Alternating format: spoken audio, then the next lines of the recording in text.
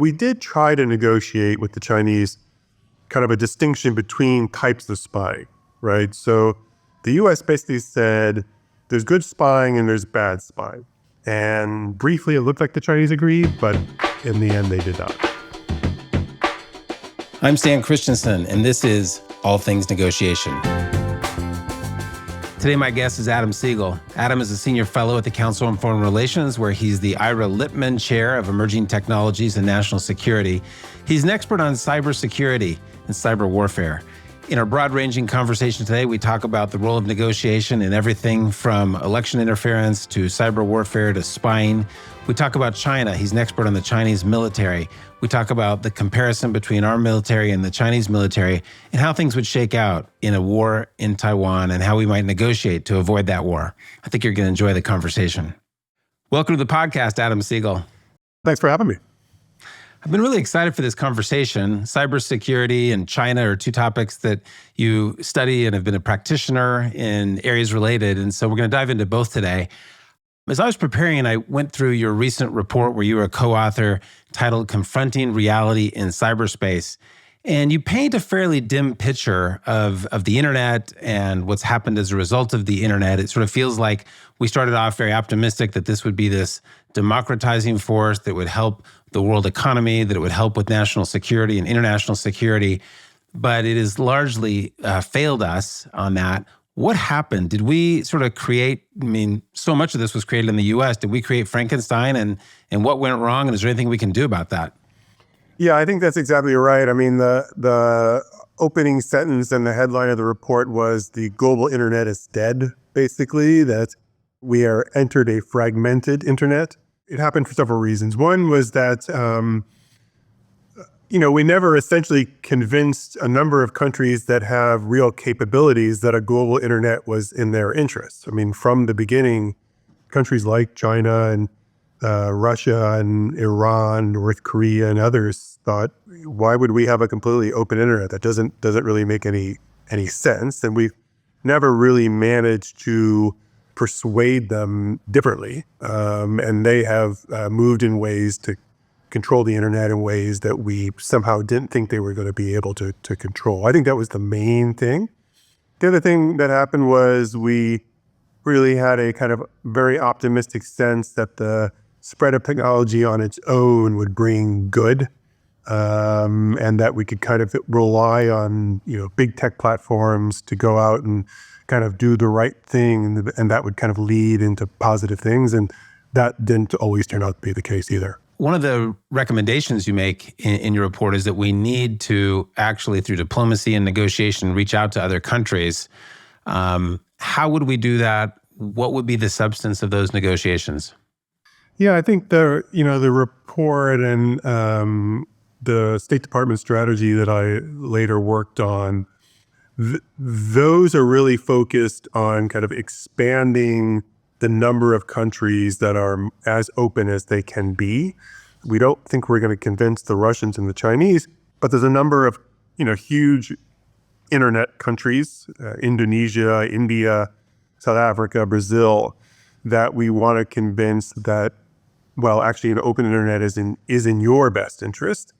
That's probably where the more negotiating about openness still continues.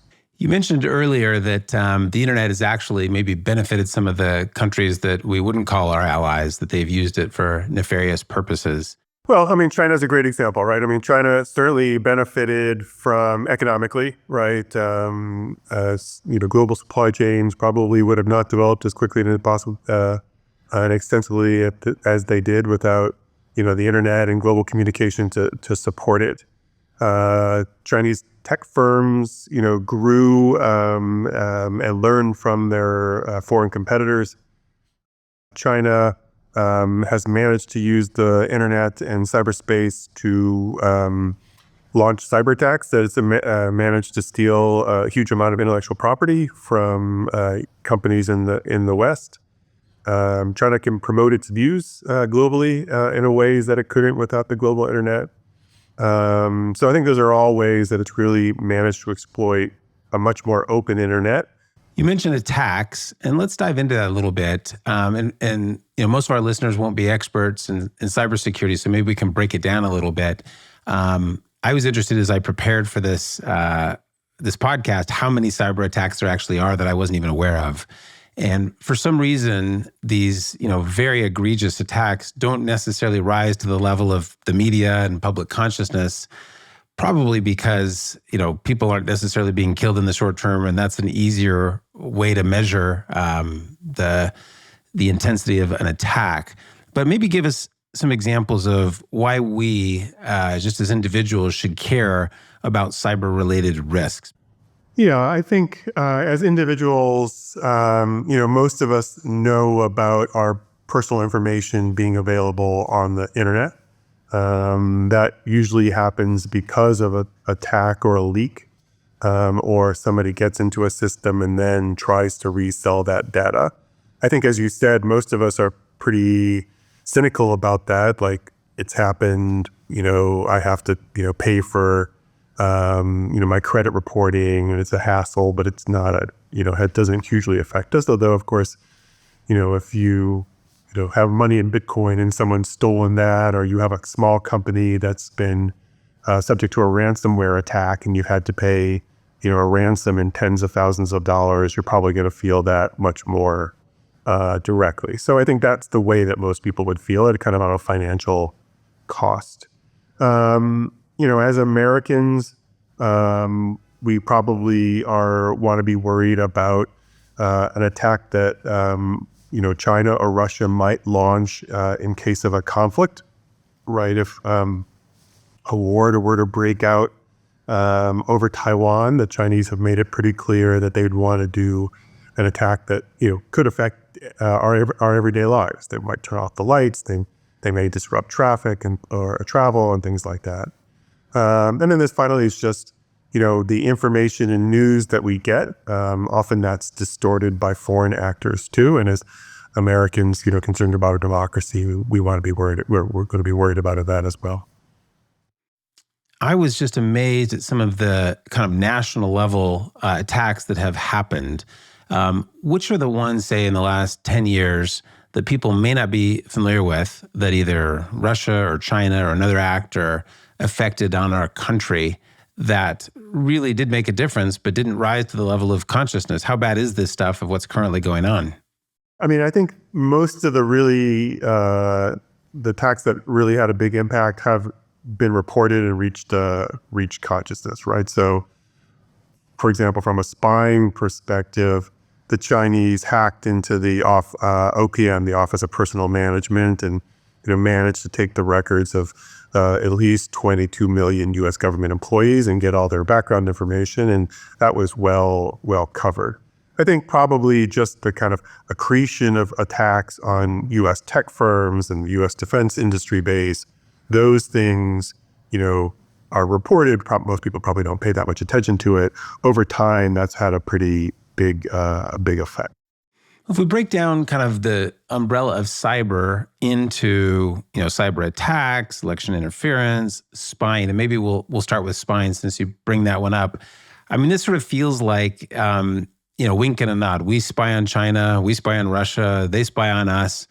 And so, when we see that a Chinese balloon is part of spying on us, everyone says, the sky is falling, and it's a little bit like the Casablanca line. Is there really gambling going on here? And so it seems mutual. Do we attempt to negotiate with countries over spying? Or is it just sort of all public theater and it's just going to keep going on in terms of intelligence gathering?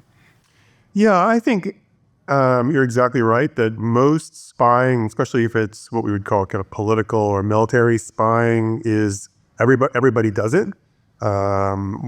We do it on the Chinese and Russians as they do it on us.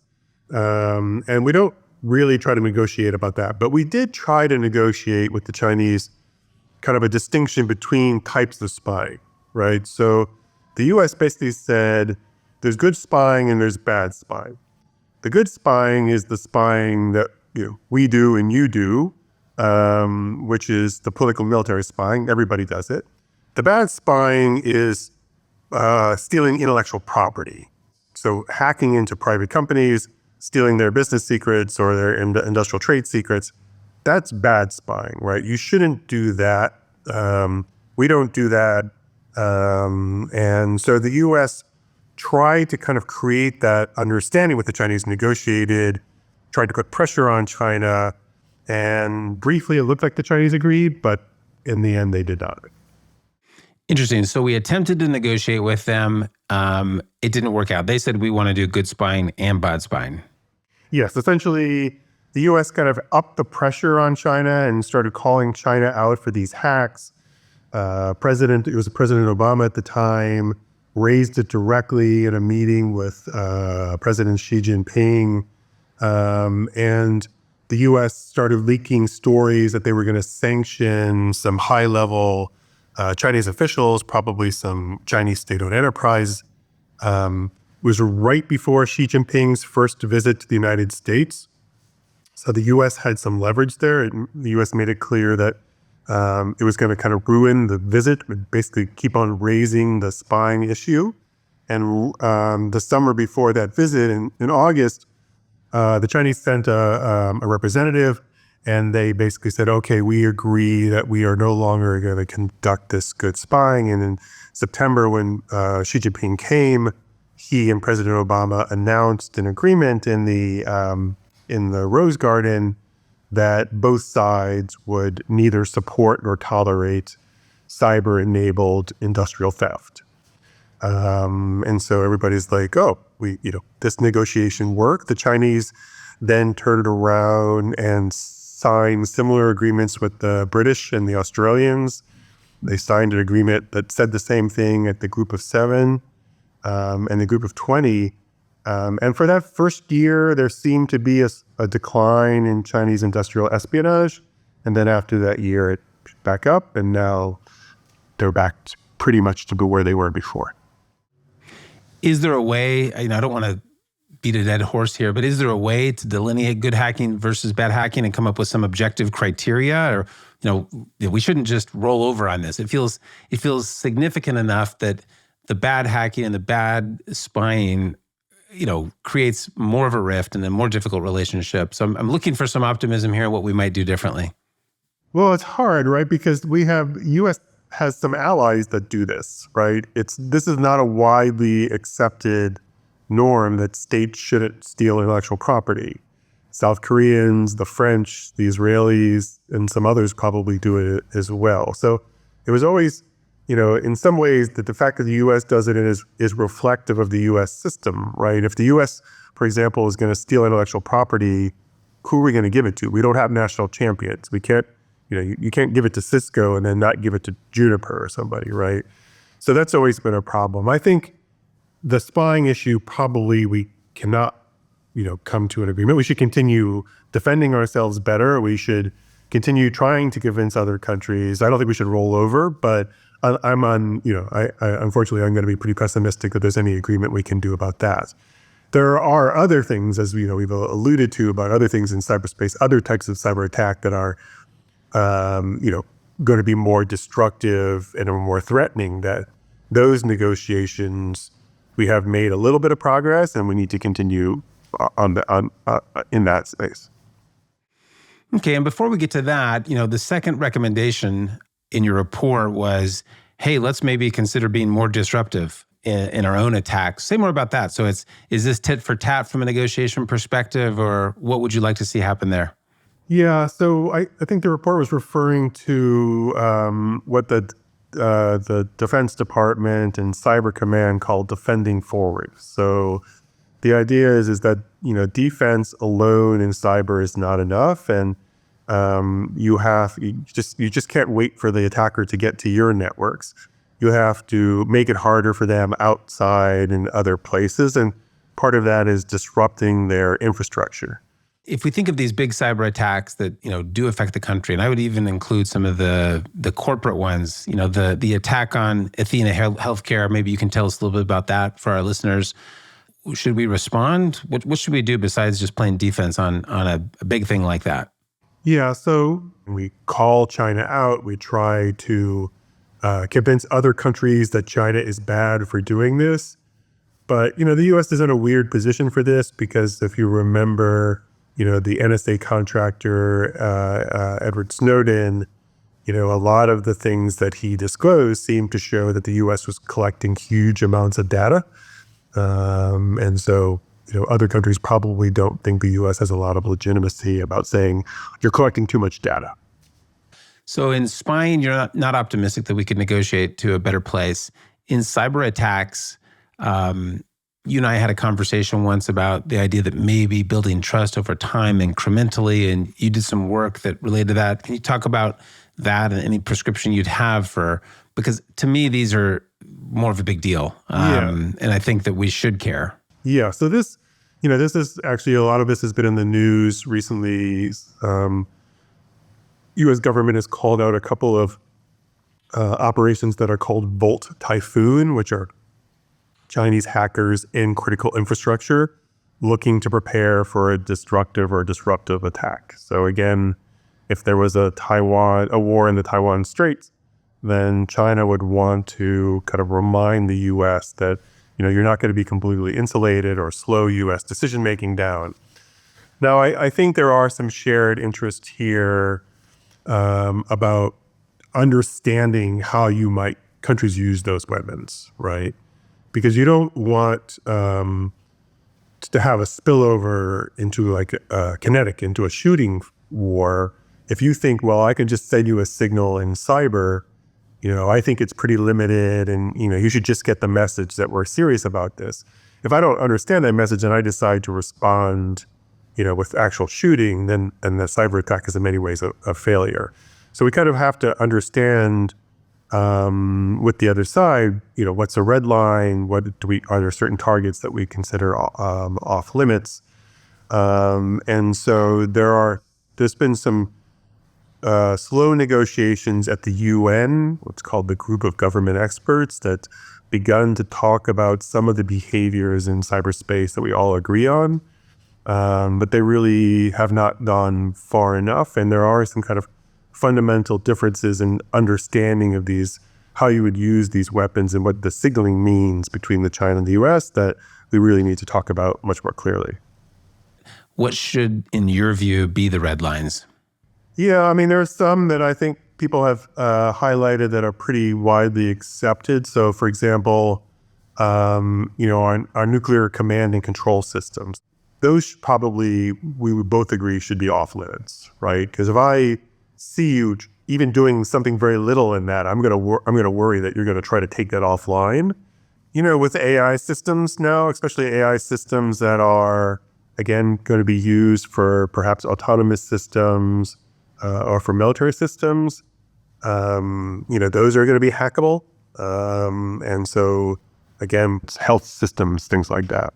Yeah, I'm a big fan of dialogue, not surprisingly, teaching negotiation. And it just feels like, we should have someone in the government that interacts directly with someone in the Chinese government to talk about these issues.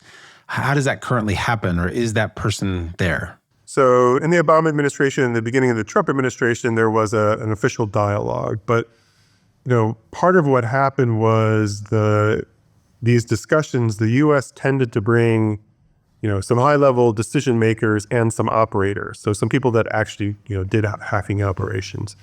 And the Chinese, in part because they felt they were the weaker power, but also in part because of their approach to some of these negotiations, would not bring operators and would often bring what we would kind of think of as the kind of barbarian handlers. So people in the Chinese Defense Ministry whose job is to deal with foreigners.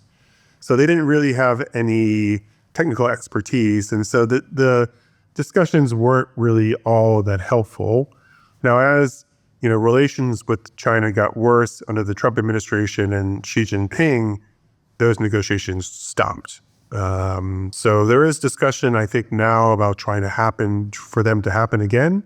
They would, probably happen in the U.S. side. The NSC, the DOD, and the State Department would all be involved.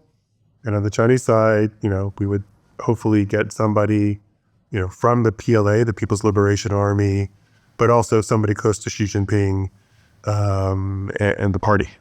Yeah, as you say that, those seem like solvable problems to me. The kind of design of how we set those up, who should be at the table.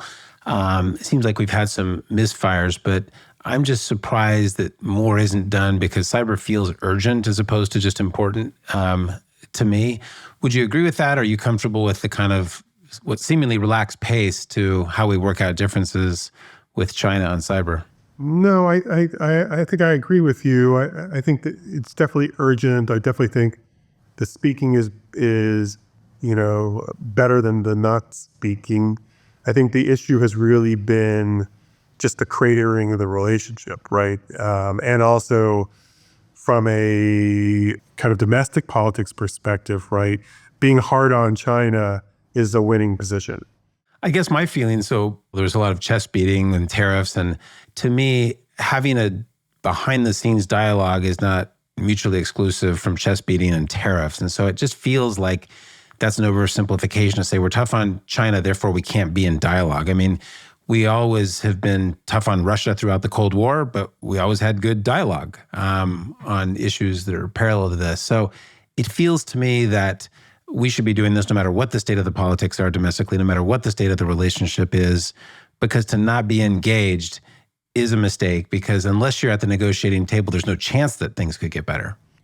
Yeah, and, look, there could be things that are going on that I do not know about. And there was, we certainly know, for example, on artificial intelligence, the Biden administration has had several conversations with the Chinese government, some of them, off the record that only came out afterwards. You bring up artificial intelligence. Let's talk a bit about that. I saw on your blog, there's a post about artificial intelligence, the importance of countries coming together. So give us some prescription for how we should negotiate over that issue, either with allies or adversaries. Yeah, so, with allies, there's been a lot of things happening over the last year. I mean, there's been a big push on building a network of safety institutes and understanding some of the provisions about regulating the frontier, the most cutting edge areas there. So there are complementary and some competing resolutions at the UN, one from China, one from the U.S. that talked about the need to discuss some of these frontier models and the threats there. And so those discussions, I think, China has attended, some of these summits as well. So some discussions there. But, a lot of that is the kind of international agreements reflect the kind of level of uncertainty that we have domestically as well about, what do we want to regulate, how big a threat it is, how do we regulate without stifling innovation? All those things are reflected internationally as well. So the world you describe, especially in relation to China, cyber is essentially an arms race. To the extent that we have effective negotiations that decrease the cyber warfare, we're not going to overcome that problem. So we're kind of in an arms race. Give listeners a sense of, to the extent it can be measured, where are we in the arms race with China on cyber? Who's got the bigger fingers at the keyboard?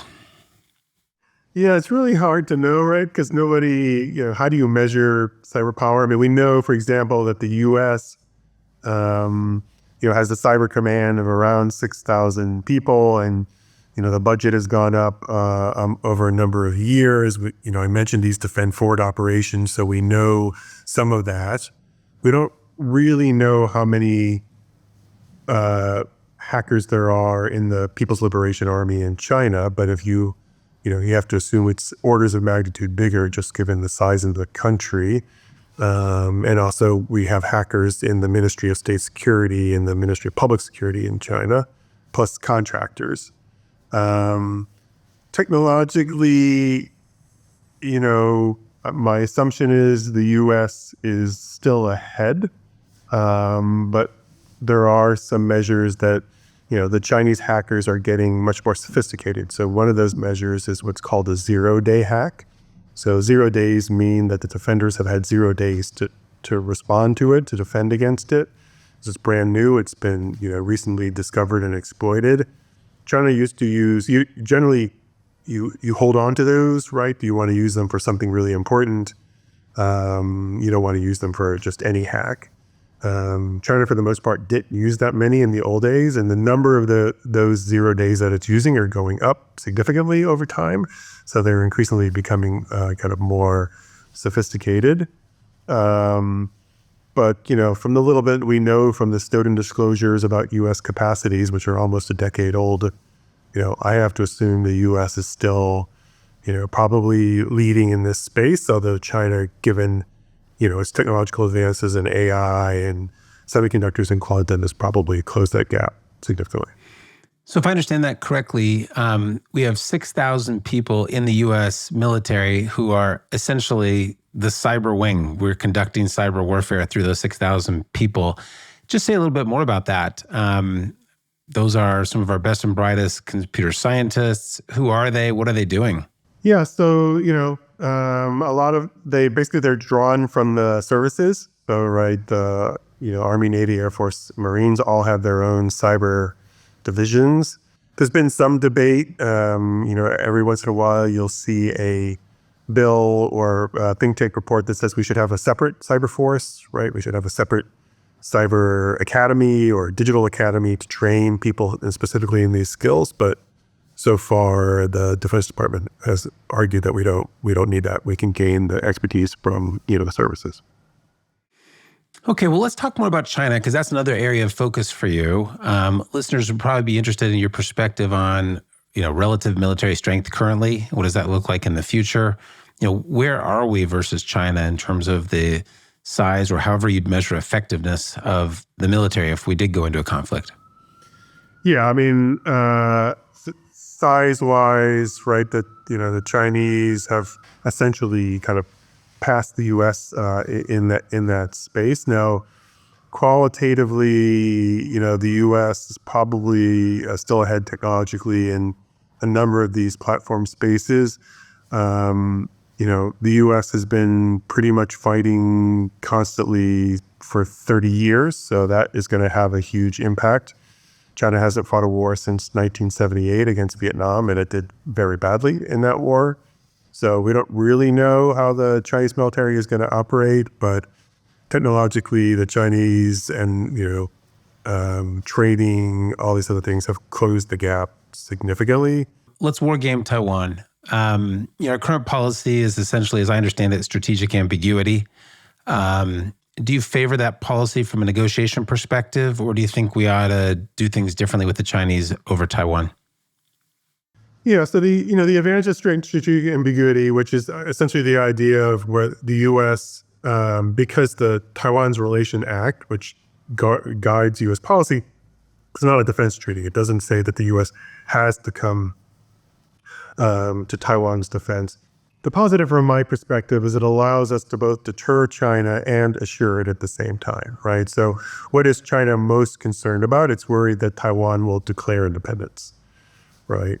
And the U.S.'s position has always been, we want the conflict across the straits to be resolved peacefully and by people on both sides, right? We don't say we don't. Basically, our argument is always that we're kind of agnostic on the outcome, but as long as it's resolved peacefully and both sides have a say. So we've always not wanted to encourage Taiwanese independence.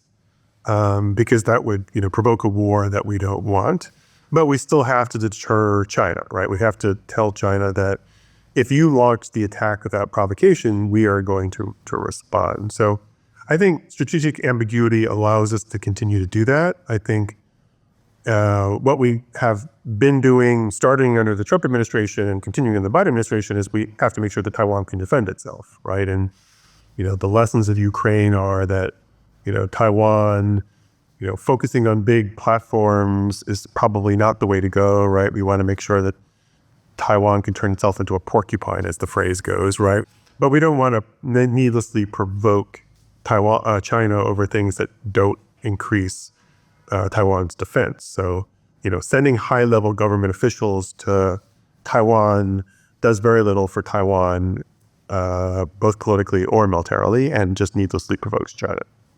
You say the Nancy Pelosi visit was probably a mistake and provocative. I guess I feel like the strategic ambiguity, which is the current policy, really favors China in the long term. They are going to continue to care more about this than we do. They're going to continue, they're going to do better and better in war games over time if we map that out. So why is that a good long-term approach? Or are we just buying time and moving semiconductor production to the U.S. and relying less on Taiwan? I'm not sure how the strategic ambiguity plays into it, right? Because no matter what we do, to some extent, right, the Chinese have made it clear that having the military capacity to take Taiwan, if necessary, is their goal, right? And so we can't really prevent them from doing that. Now we could, as I said, we should deter China as possible and convince them that that is going to be costly and that they may fail. But that, in my view, doesn't necessarily mean that we have to give up strategic ambiguity. It just is, as long as we have the actual capacities in place and Taiwan has the capacities, we don't have to clearly state that, they're under all conditions we would defend Taiwan. We just have to make sure that Taiwan doesn't provoke us. Now, President Biden essentially went a step further, if I understand his policy correctly. I think he really came out and said, no, we will defend Taiwan. Thoughts about that? Yeah, basically he said it, I think 4 times. Do you think that that's just a negotiation? Do you think that we would defend Taiwan? I always tell my students, don't bluff in negotiation unless you're really willing to make good on the bluff. So was it a mistake, and would we make good on that bluff? Part of the issue is that the U.S. negotiations around China are, there's a kind of a set of Taiwan, China experts that parse the difference between strategic ambiguity and one China policy and one China principle, and all of these things that have a great deal of weight in the very kind of specific moment. And then if you're a politician or you're a decision maker, you're probably sometimes those terms, one policy principle, one policy blend into each other. The president probably, has been a long-term supporter over Taiwan for a long time, and just, but with his gut is like, of course we're going to defend Taiwan. But if you had probably sat him down and said, Mr. President, this has always been our policy, are you changing the policy? He would say no. It's not happening in a vacuum. The Chinese have certainly increased the pressure on Taiwan in lots of ways.